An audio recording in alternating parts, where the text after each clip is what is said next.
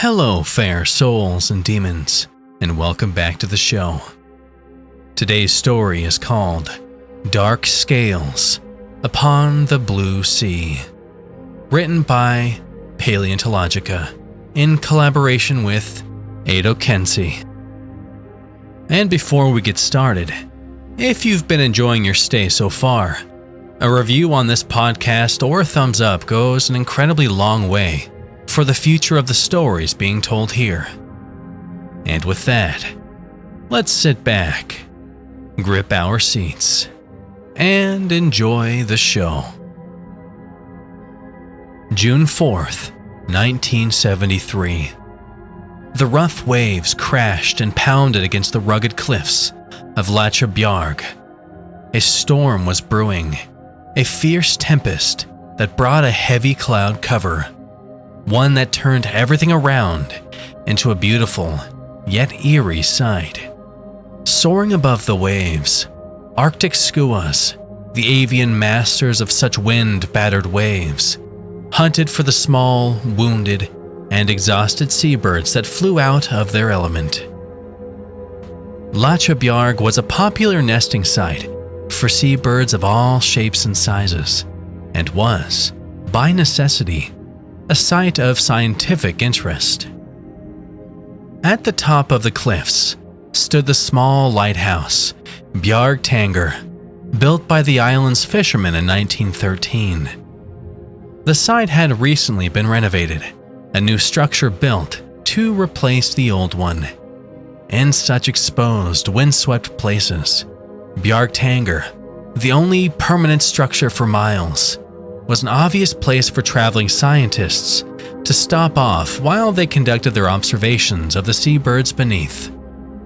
But on some occasions, the birds themselves were not the main attraction.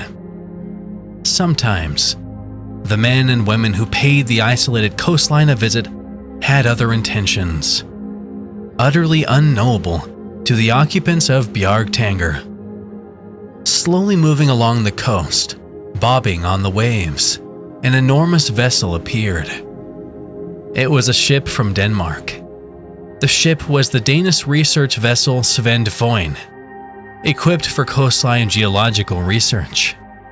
It had not been intended for such explorations, but the Danes had had no choice. The winds had brought the Svend to the Letsnotmeet cliffs, and in those stormy waters, it was impossible to move the vessel any other way. They tried to abort, to turn back. This was no weather for such an expedition. At the bow stood a young woman in a thick jacket. The woman was a Norwegian, Eva. New to Iceland's National Land Survey and Mapping, she was working with her assistant and colleague, Kjartan Einarsson, from the University of Iceland's Geosciences faculty. It was a beautiful day, almost a record-breaking warmth for that time of year. They were at work, mapping the coastline, the shoreline, and the cliffs. "Kjartan, let's have a go," Eva shouted over the waves. "The waves are too rough," Kjartan replied, and started counting. 1,012.53 millibars, he said at last. "It's going up. Leave it another hour or so." With a hint of impatience, Eva sat down. "If it's good enough for the birds to fly, why can't we set off yet?" she asked, gesturing to the birds circling overhead like vultures. Kjartan sighed.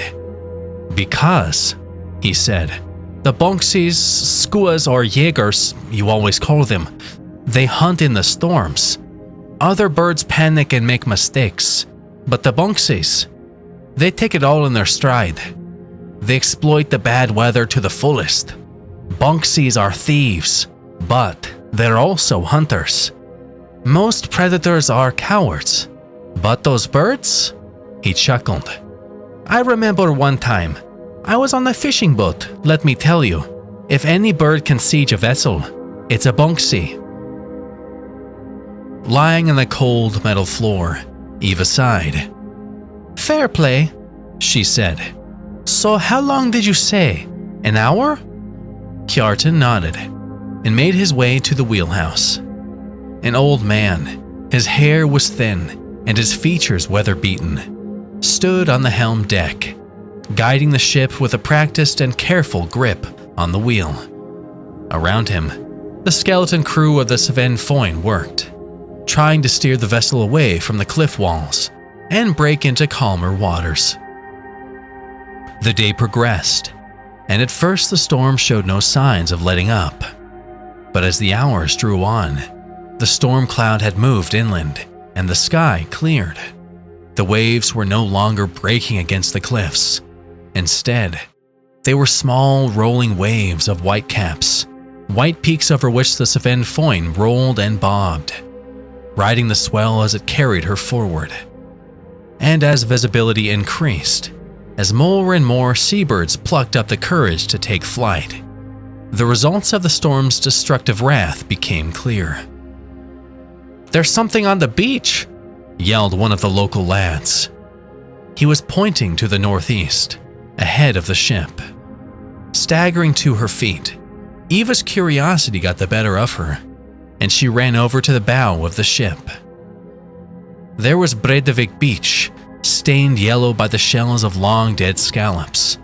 Atop the discolored sand, a great form lay, black and white, with streaks of crimson.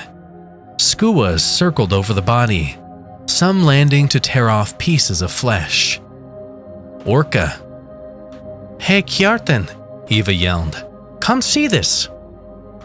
But Kjartan was already on his way. The old man gazed across the beach at the prone body of the orca. "I don't understand," he said. "Orcas aren't usually seen here, but that's not the half of it. What's wrong?" Kjartan shook his head. "What's big enough to rip open a young killer whale like that?" "Not an animal then? People? A ship? I don't know. Force perspective might be at play. It might be a..." With a scoff, Kjartan waved a dismissive hand. "I've been on that beach many a time," he said. "I know how big those rocks are." The sun fell on the cliffs of Latubjarg, and the wind fell on the waves. A sudden eerie silence descended on the shore as the clouds slowly but surely began to dissipate. It was the middle of the afternoon, and at last the tide was starting to ebb. "Let's have a look, eh?" said Eva, turning to Kjartan. "Let's check it out."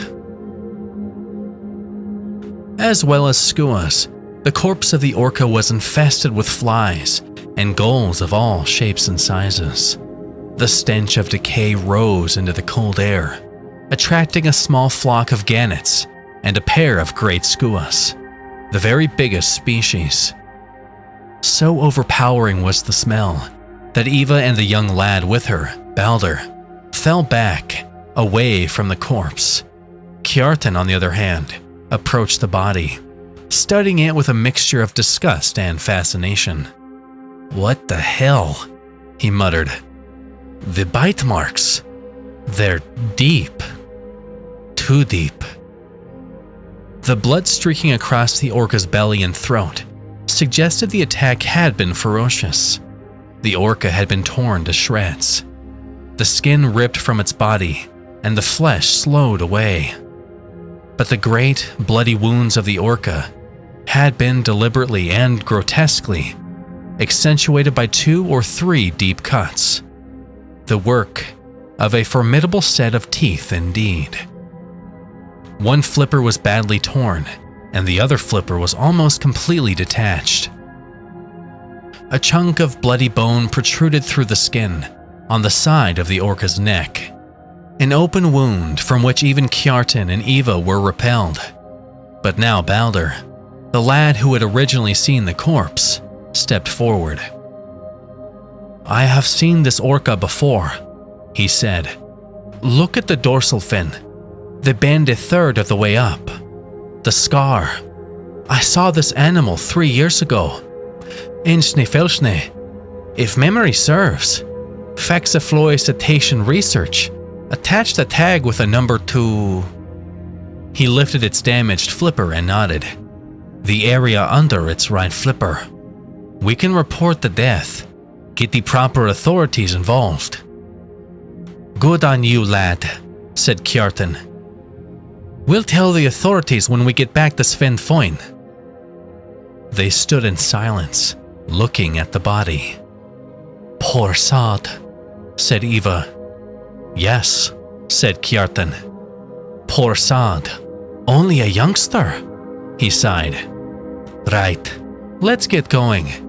We have mapping to do. Giving a final glance towards the carcass, Eva sighed and started to walk back towards the small lifeboats on the crashing waves, those that would take them back to the ship. June 6, 1973. Once on the ship, Eva had immediately set about contacting the authorities. Not only was the corpse of the orca a matter of public interest, so was the question of what could have done such damage. When the Icelandic police came to investigate, they found that a large whale carcass had washed up just beyond the cliffs of Latjabjarg. It was a sperm whale, the biggest predatory animal in the ocean, and it had been torn to pieces. Its abdominal cavity had been torn open, internal organs were strewn across the sands, and there was every indication that its demise had been slow, brutal, and, above all else, excruciatingly painful. For the police and zoologists that attended the scene, there was little doubt that something was out of the ordinary that had happened to the sperm whale, and so their investigation began. That was 2 days ago. Eva sat atop the Sven Foyn, wrapped in a thin coat. Behind her, the darkening cliffs of Latjabjarg soared up against the deep blue waters of the Atlantic, a wall of black, jagged rock against the shimmering light of the northern sun. Ahead of her stretched an endless wall of blue, an expanse that ended only when the horizon was swallowed by the gathering clouds. A gentle, rolling swell spread out from the ship, and a stiff wind blew across the deck, ruffling Eva's short, blonde hair and making her blue coat billow out. It was oddly tranquil, yet somehow she felt a constant sense of apprehension, of nervousness, of anticipation. It was an implacable feeling, one that Eva imagined was born of the anxiety of what had occurred. First an orca, and then a sperm whale. To do that required power and ferocity beyond any animal she knew of. Staring vacantly into the abyss, she wondered if the mighty beast that killed it was somewhere down there, beneath the research vessel, stalking the Sven Foyn like an almighty leviathan. And then she saw the shape in the water. It was but a fleeting glimpse, but the sheer enormity of the creature was obvious, even from such a short distance. Easily the size of a bus, with a bigger skull than her head.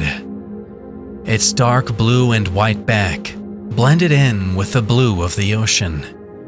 And as its head broke the surface, Eva saw 2 nostrils, like a baleen whale. But this was no baleen whale. With an eerie wail, like a cetacean, but somehow more guttural, the creature called out to the waters. Eva stood in rapt silence, spellbound. Her heart was pounding, and at that moment, she realized why. From up there, she looked straight into its eyes. That was when the creature swam past the Sven Foyn and towards the shore, the water parting around its thick, powerful form as it left. It continued to call out, a haunting, almost melodic sound, and then it was back in the gloom, a dark gray shadow, heading back to the depths of the sea. When Kjartan ran up to the railings, and stared into the darkness. A look of abject awe spread across his features. He arrived but a moment before this colossus of the deep retreated back to its home. "What?" he stammered. "What was that?" For Eva, she could only shake her head. "I don't know, Kjartan." But in truth, she was sure of what she had seen. She had seen pictures, artists' impressions of long-dead beasts that once patrolled the murky depths of the world seas. And Eva was sure that this was one of those creatures. She was certain. She just didn't want to sound crazy. "How do you know?" she muttered breathlessly. Kjartan tried to calm himself. I had a reading on the sonar," he said. "It gave a rough size of between 8 and 10 meters. The creature's call echoed through the water and shook the boat, sending an ethereal, ghostly wail across the darkening seascape. And then it was gone, vanished into the nothingness beneath. There was silence. The only sound was the rasp of the wind and the gentle lapping of the waves. And then came an almighty crash. Eva stumbled and almost fell out, while Kjartan tightly grasped the railings. The Sven Foyn shook from the impact, a dull, metallic thud echoing. There was another bang, even worse now, and the thud echoed from every corner of the ship. From below, the vessel lurched drunkenly, and then, with a sharp cry, Kjartan cried out, as did Eva, her knees giving way. The whole ship seemed to tremble, the hull shuddering, the masts shuddering, the water rushing into the gut of the boat. The sound was a combination of pain and fear and, above all else, a sound of utter loss. Then it was quiet, still and black and dark. "Gods!" Eva whispered. They stood in silence. Eva felt her own heart pounding. Her body shook as fear and adrenaline coursed through her veins. It was difficult to breathe. All around, the world had fallen away, and all she could hear was her own heart. The ocean sounded so loud, so deep, and so powerful. She couldn't hear anything beyond its crashing and crashing. Nothing. "What the fuck was that?" she gasped. She looked over Kjartan, who was staring down to the deck below them, his hands pressed into the railing, as if to grip it even tighter. A look of abject terror was etched across his face, his jaw quivering. He looked up at her. "Plesiosaur," he blurted out. "It was a fucking plesiosaur." Eva didn't think she had ever seen a human look so petrified. Her own legs were shaking, and the only thing she could think of was trying to get off of the ship as fast as she could. Her body swayed with the rolling of the waves. "We need to get back to land," she said. "Fast." "There's no way, Eva," Kjartan said between rasping breaths. "Not without risking another attack. We need to turn off the power." Eva's eyes widened. "What?" If we turn the lights off," Kjartan said, "it might think we're not a threat." She stared at him for a good while, trying to understand what he was saying. There was a certain logic to it.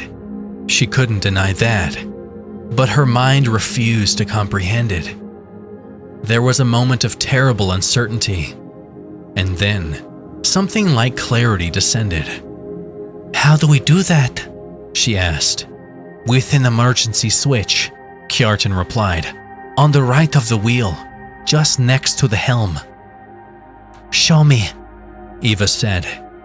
With Kjartan running a hand across the wheel, he found the switch. He reached in and flicked it. Then he pointed at the lights themselves. "Turn them off," he said. "All of them."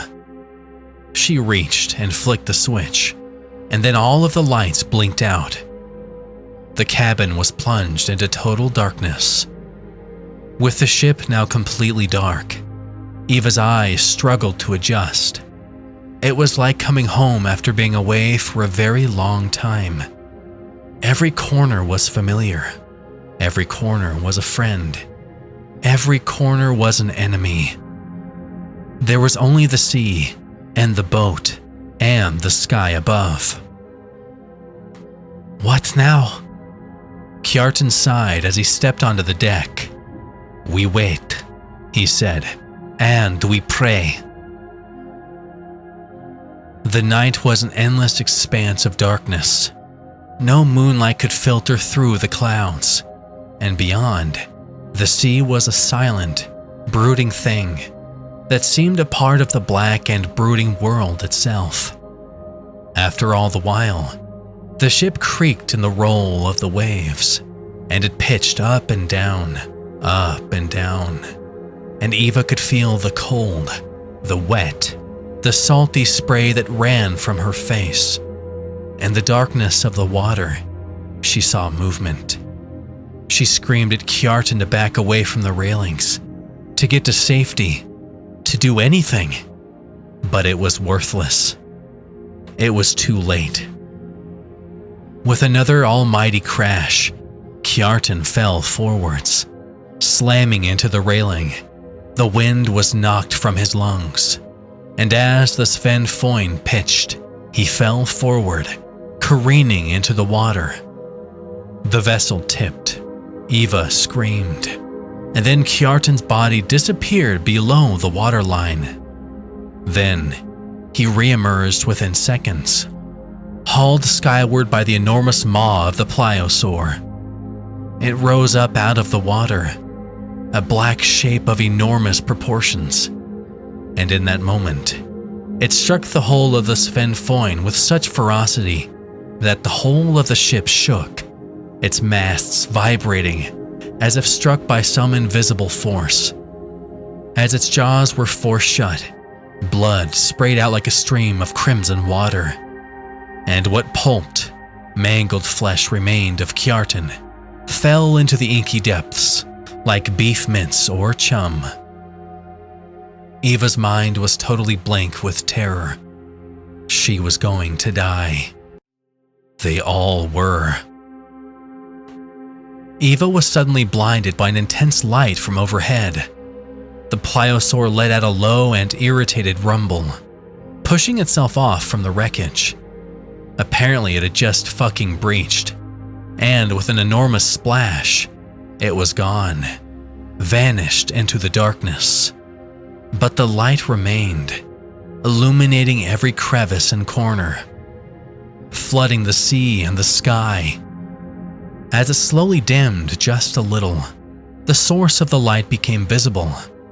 It was a helicopter, an Icelandic Coast Guard helicopter. The enormous craft, a vivid red-orange, slowly descended onto the deck, a spray of dust and debris cascading into the air. Men in the rescue vehicle leapt from the chopper's cabin, sprinting up the deck towards her, asking if she was okay, if there was anyone else on board. And then she could see the chopper's name etched into the tail, emblazoned in black lettering, TFGNA. Everything was a blur after that. June 7th, 1973. Eva had been taken to a hospital and given medical assistance. All the while, her entire body was racked with pain. The shock was bad. The injuries were severe, as was the irreparable trauma. She lay in a hospital bed in Reykjavik, recovering from the injuries that she had sustained. The trauma from witnessing the death of such a close friend left her shaken and physically and emotionally drained. Every negative emotion, all at once, coursed through her brain. A part of her, the strong part that had won her so many fights in the playground and the schoolyard, a part that no one could see, a part that made her the toughest kid in the gang, that part had died. There were voices outside of her room. Someone rapped on the door. She heard a female voice ask if she was awake, and if they could come in. "For du til helvetes," she muttered under her breath. "Leave me alone." The door opened and in walked the female. She was about 5'6", clad in a white t-shirt, a short overcoat and gray jeans. Her brown hair was tied back in a ponytail, dark eyes piercing. She looked young, no more than 25.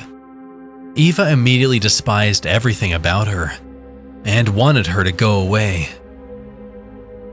"Hello," she said with an American accent, in what Eva knew was a deceptively sweet voice. "You're Eva Svarsdottir, correct?" Eva looked up at her blankly. A slight frown fitted across her lips. "Who are you?"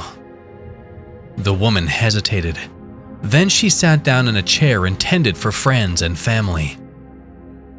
"My name is Rose," she said. "Rose Keeler. Well, that's a long story, and I'm afraid there's no time for that." Eva turned her head away from her and closed her eyes. Rose remained silent for a long time. The only noise was the light beeping of the machine connected to her bed. Eva glanced at the woman. Her eyes were kind, even sympathetic. It hurt. She didn't want that sympathy. "Why are you here?" Then Rose spoke, her voice firm and reassuring, though low. "Those who rescued you said the Sven Foyn was destroyed by a large animal," she said. "They say it was dark, had 4 flippers, and has an enormous skull, correct?" Eva nodded. "Tip of the iceberg," she said. "I saw photographs.